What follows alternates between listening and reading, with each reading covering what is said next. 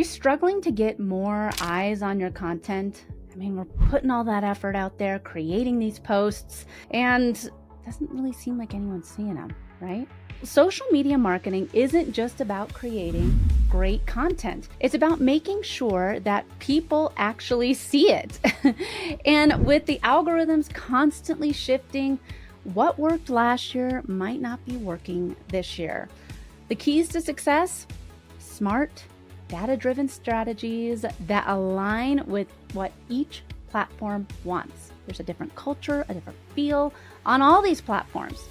And today I'm going to be talking about Instagram, Facebook, and LinkedIn, and how you can expand your reach, grow your audience, and most importantly, convert that visibility into engagement and business growth.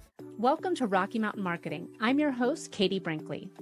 Join us as we dive deep with the world's leading digital marketing experts every single Tuesday. It's all about giving you the strategies that are working right now, directly from those who are making an impact. With my 20 years of experience, I'm here to help you navigate the world of digital marketing. Whether you're looking to sharpen your skills or transform your business, you're in the right place. Let's get started on today's journey to success. Welcome back to this week's episode of Rocky Mountain Marketing. Today we're going to do a deep dive into how you can actually get more eyeballs on that content. And I've talked about this a lot when I go out and speak at different events. So, all of these platforms, I get it. You can use a scheduler. We use a scheduler. You can use Agorapulse, an amazing scheduler.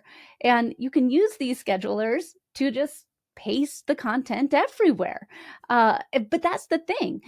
If you're copying and pasting and putting it everywhere, who is it really for? How can you get that reach so that more people see your content? So we're going to talk about Instagram, Facebook, and LinkedIn today. I consider those the big three. TikTok, it's here, it's not here, it's here again. So let's just focus in on those three for today's episode. So let's kick things off with the gram, where visuals, short form video, and engagement are the key to longevity over on that platform. So let's start with the basics. What exactly is reach on Instagram? Well, reach is the number of unique users that see your content. So whether they follow you or not, just how many people see it. And it is a key metric that tells you how far your posts, your stories, your reels, how far they're spreading across the platform. And if you've noticed a dip in reach recently, you're not alone. According to one of my favorite tools, recent data from Social Insider, Instagram's reach rate has dropped by over 18% from January 2023 to August 2024. So that means that your posts are reaching fewer people than ever before, which makes having a solid strategy more important than ever. So how do we fix this? And that's what we're going to talk about. First, some of these key tactics that can help you maximize your reach over on the gram. Number one, create content for every stage of the funnel. The biggest mistake that I see so many brands making is that they're only creating content for their current audience. If you want to expand your reach, you need to create posts that appeal to new audiences too. So starting with those awareness posts. If you're not familiar with the awareness to action strategy, got a whole podcast episode about it. Go check it out. Check out the book, The Social Shift. But you want to start with those awareness posts to attract the right people in. These posts are designed to grab attention and bring new people into your world. So think of strong hooks, compelling visuals, and clear calls to action. So for example, if you're a business coach, don't just create content for existing clients. Instead, create posts and engaging videos that answer common questions that can attract new customers. You could also share case studies, behind the scenes content, and problem solving Q&As. This will allow you to be introduced to a new audience and allow your followers to really absorb all of your expertise.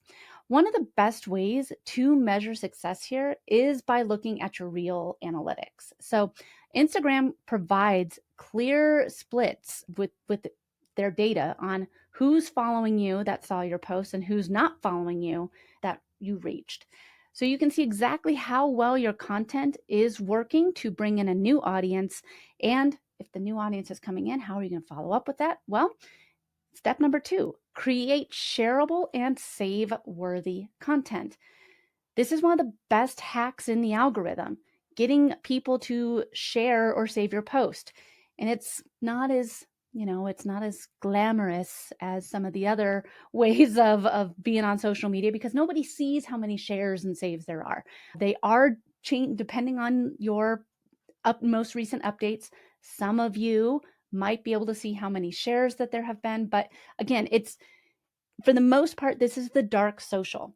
So, but it's the most important part of the social on the gram. So before you hit publish, ask yourself, would someone send this to a friend? Would they post it to their story? Is it useful? Is it inspiring? Or is it funny enough to bookmark that they'd want to come back later? So some of the best performing content types that people will save are quick tips, how to, so like a carousel of how to, or a reel of how to do X. Those carousel posts are one of the best ways to establish thought leadership. Again, these are those elaboration posts of the 4-post strategy. Relatable memes, doing a meme and then putting in what it is that you do in there that make it more relatable. And I can't stress this enough, evergreen content. If somebody comes over to your page and they've never been there before, there should be some evergreen content on there so that people understand exactly what it is, who you serve, and how you can help them. So, for example, a fitness coach, they might post a carousel post that outlines a 5-minute morning workout routine. And if the content is valuable and easy to implement, people are going to save it for later and possibly even share it with friends, increasing organic reach. To make this even easier, again, you need to know what your content pillars are, the core themes that guide your content strategy.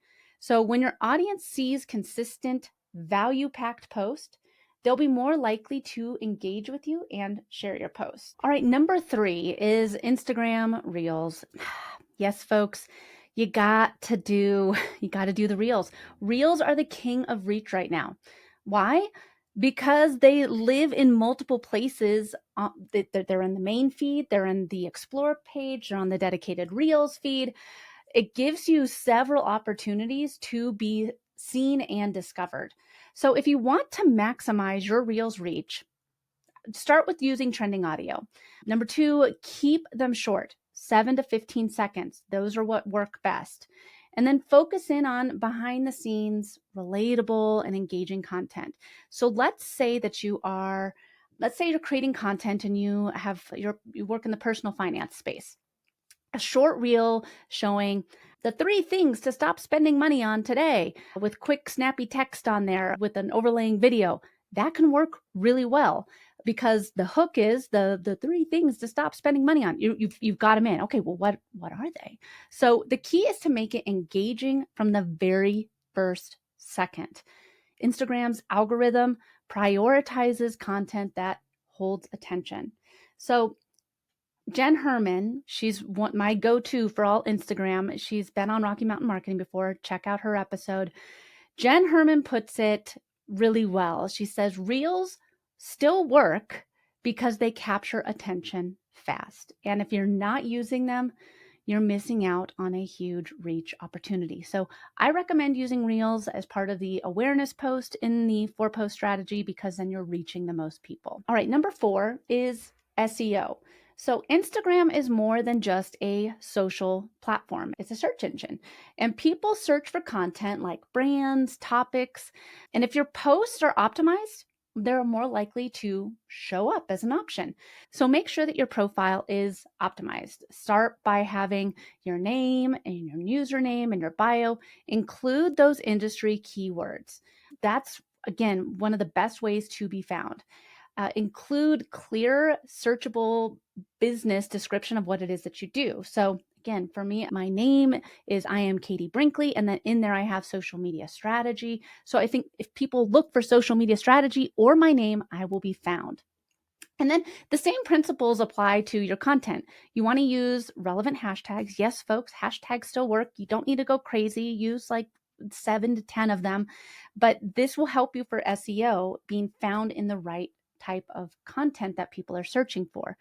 And then always put alt text on your pictures. This helps the algorithm understand what it is that you are posting about.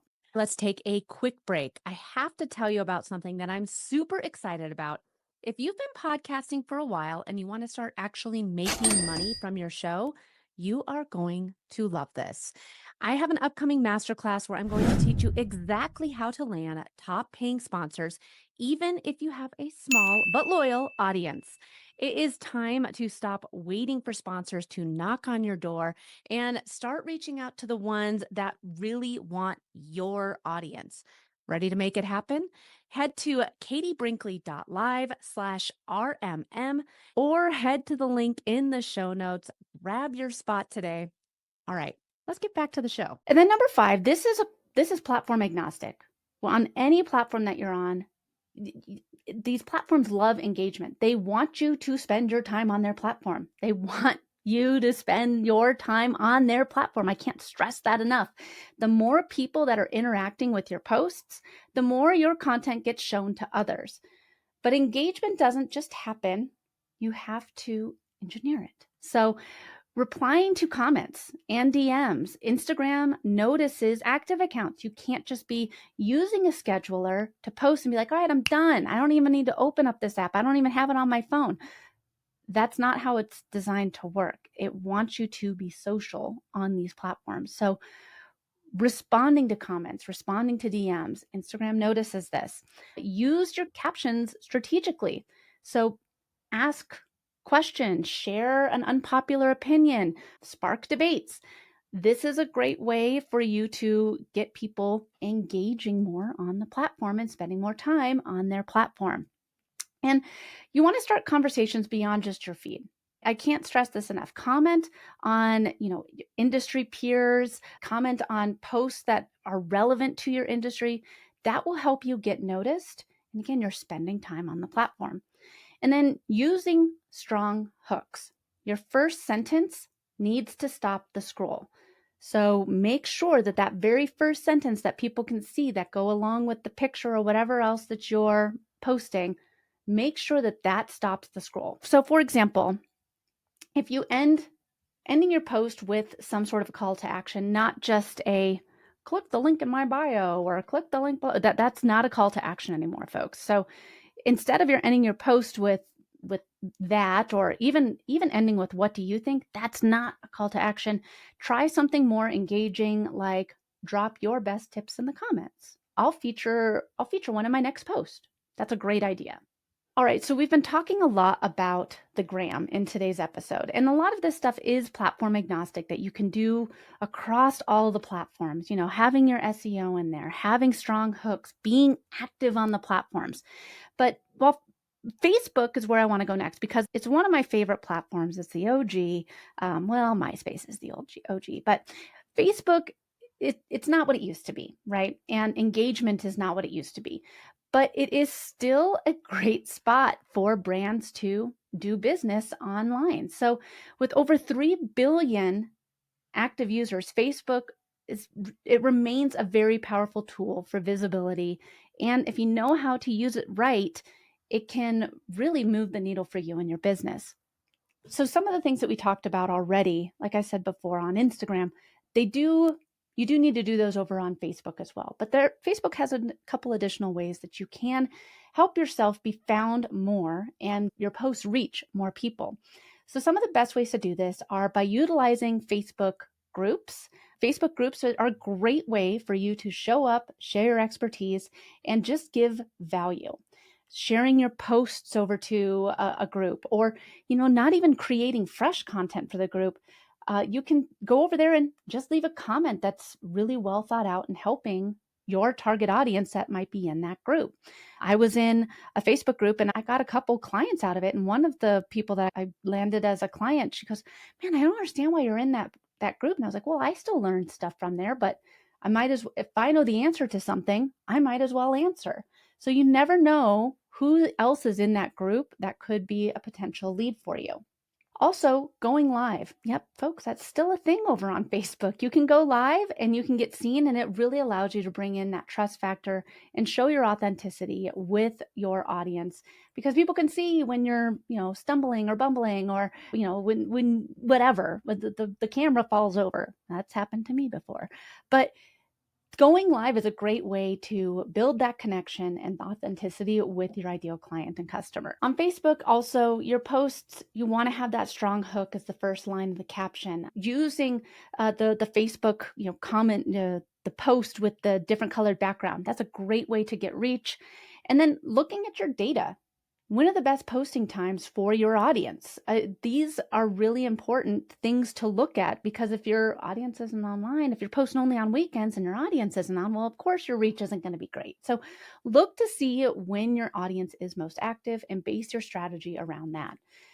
Facebook gives you all these tools. Go into the business suite or your creator studio and look at the data. Also, Facebook has stories. Instagram has stories. Facebook has stories. These are a great spot for you to really show up as yourself, because the people that see your stories are people that already are connected to you. So you don't need to worry about putting on, the makeup or doing your hair or anything like that, or come in with your A game. This is where you can show the behind the scenes and really connect with your audience.